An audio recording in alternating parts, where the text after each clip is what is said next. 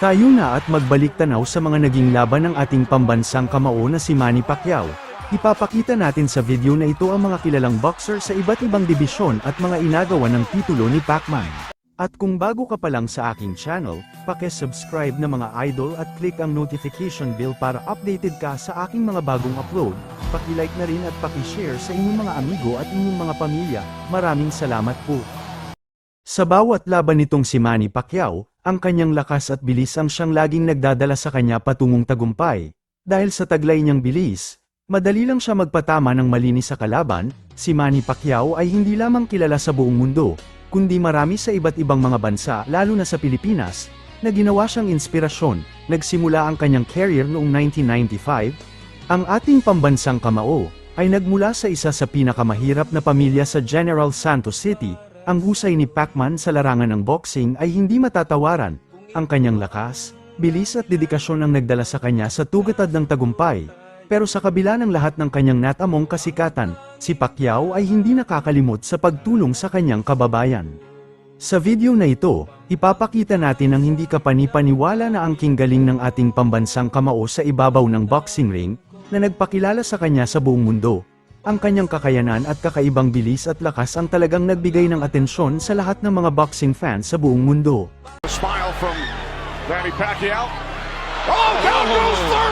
Itong kombinasyon na ito ni Manny ay madalas na niya itong gamitin sa laban, suntok sa mukha, suntok sa katawan at balik patama sa mukha. Itong patama niya kay Margarito, ang isa sa pinakamalinis niyang patama sa gabi ng kanilang laban.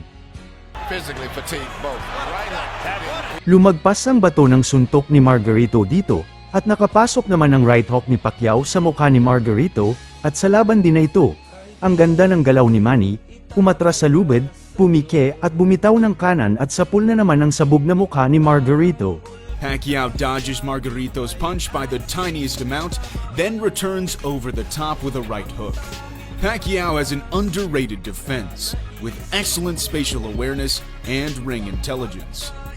Noong maglaban si Manny at si Joshua Clottey, hindi sumabay itong si Clottey sa bilis ni Pacman. Walang ibang ginawa si Clottey dito, kundi ang magtago sa boxing gloves. His unwillingness to fight by double punching with both hands at the same time. At dito sa unang laban niya kay Marquez, maganda ang patama ng kanyang kaliwa sa pagmumukha ni Marquez. The feint right hand, straight left hand is a blend of deception and destruction. Ang labang Pacquiao at Mayweather ay ang pinakamalaking laban na naganap sa mga lumipas na dekada, at ang double job ni Pacman dito ay napaka-epektibo. Landing one punch on Mayweather is hard enough, but to land two consecutively with the same hand is seriously impressive. Noong lumaban itong si Manny kay Oscar De La Hoya, ay talagang nabugbog ni Pacman itong si Golden Boy. Binasag ni Manny ang poging mukha ni De La Hoya. Pacquiao is so fast, we have to slow the footage down to see the effect of each punch. Also take notice of how each punch has its own trajectory. Balik tayo dito sa laban ni Manny kay Mayweather. Ang ganda ng counter left ni Pacman dito. Napaatras si Yabang Mayweather sa bigat ng kamao ni Pacquiao. Pacquiao parries Mayweather's jab, then throws the left hand straight while also moving his head to the right. At ang laban naman ng pambansang kamao kay Bradley, muling ginamit ni Manny ang ganitong galaw kay Desert Storm, ang left hook. Pacquiao rolls under Bradley's left hook, then lands a left hook of his own on the way up. At sa isang laban niya kay Juan Manuel Marquez, ginamit din niya ang galaw na ito. Napakalupit ng galaw na hawig sa Dempsey roll, pero marahil ito talaga ang the Pacman roll. And makes them fall onto the hook. This is a great move and very similar to the Dempsey roll. Perhaps we should call this the Pac-Man roll. Palaging bilis ng kamay ang ginagamit ni Manny sa kanyang nakakalaban. Here Pacquiao beats Rios to the punch with an intersection of the left hand. At sa 135 pounds na natili ang kanyang lakas. Just as you might expect. We wondered whether Manny would be able to rise to the level, but he seems to. Isang napakalakas na short left hand ang nagpabagsak kay David Diaz, na noon ay hari ng lightweight division. At nakita din natin ang ganitong galaw ni Manny sa laban nila ni Juan Manuel Marquez. Pacquiao throwing the punch downwards penetrates the guard of Marquez, knocking him down. This knockdown of Tim Bradley may look a little strange. Looks like Bradley is not only a great boxer, but a gymnast too. Bilis at lakas din ang ginamit niya sa laban nila ni Margarito. Possibly going to 12-round decision only because of... Watch here how Pacquiao pulls Margarito's hand down after with his right hand to set up another attack. Dito naman, muntik makascore ng knockdown nitong si Pacman laban kay Adrian Browner. Pacquiao steps back to avoid the jab, then sneaks in a straight left hand through the guard. A low head position helps Pacquiao invade the tight defense.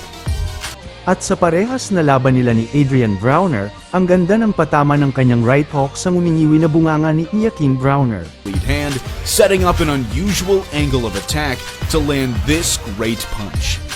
At sa laban nila ni Kate Thurman, ang lakas at ang ganda ng patama nito sa bodega ng maingay at putak-putak na si Thurman. A great left hand around the side, and Thurman had to take out his mouth guard just to breathe.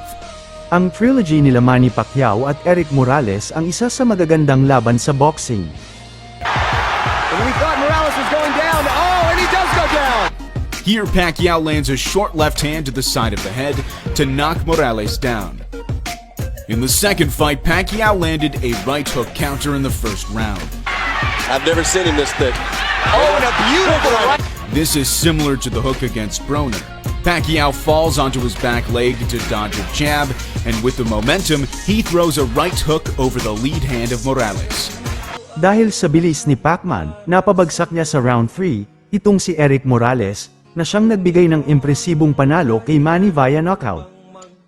Trying to shake it off, but he's been hurt. That's the fight. That's it. Pacquiao's superior speed makes hitting a moving target easier for him than it is for most, and his left hand is without a doubt one of the deadliest punches in boxing history.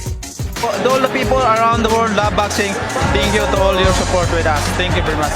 Nagulantang ang buong mundo sa pagkapanalo ni Manny sa nooy tanyag sa featherweight division na si Marco Antonio Barrera, at doon nakilala ng husto si Pacman sa mundo ng boxing. This knockdown showed the power Manny held, knocking down a great Mexican fighter. Si Pacman ang klase ng boksingero na gusto niya talaga ang action sa itaas ng boxing ring. Another left hand for Pacquiao. Marquez has to fight back. They're trading shots. It's a Manny knockout. Against Marquez, we saw an all-out war. At yan ang mga kahanga-hanga at hindi malilimutang mga laban ng nag-iisang Manny Pacquiao. Si Pacman ay isa sa mga gumawa ng history sa boxing sa pamamagitan ng nag-iisang 8-division world champion, kung si Muhammad Ali ang pinakatanyag sa kanyang panahon. Si Manny Pacquiao naman ang nag-iisang boksingero na nakakamit ng 8-division na kampyonato. Manny Pacquiao has become the fighter that he needed to be to reach the top. Filipino assassin who fights with a smile on his face. A superstar emerges in San Antonio. And another tremendous night for Manny Pacquiao, a familiar and richly satisfying continuing story in boxing. Maraming mga katanungan kung gaano ba talaga kagaling itong si Manny Pacquiao. Maraming haka-haka, maraming nagsasabi na siya ay nasa top 20 lang. At may mga nagsasabi rin na siya ay dapat nasa top 10. At may mga nagsasabi rin na siya ang nangunguna sa pangkalahatan sa mundo ng boxing. Pero ano't ano man ang tingin ng mga boxing fans, si Manny ay nakaukit na sa puso ng karamihan ng mga Pilipino, at sa buong mundo na humahanga sa kanya, na si Pacman ay gumawa ng kasaysayan sa mundo ng boxing. Nakagaya ni Muhammad Ali, si Manny Pacquiao ay naging paborito ng milyon-milyong mga boxing fans sa buong mundo. At kagaya ni Muhammad Ali na nanggaling sa buhay na mahirap at tumutulong sa mga mahihirap. Malaki ang naging impact ni Manny sa mundo ng boxing, at sa kanyang pagretiro malaking kawalan din siya sa mundo ng nasabing sports. Maraming salamat po sa inyong panunood, at sana nasiyahan kayo sa video na ito. At makapagbigay inspirasyon sa inyo ang naging ambag ng ating pambansang kamao sa mundo ng boxing. Mahal ko ang bayan.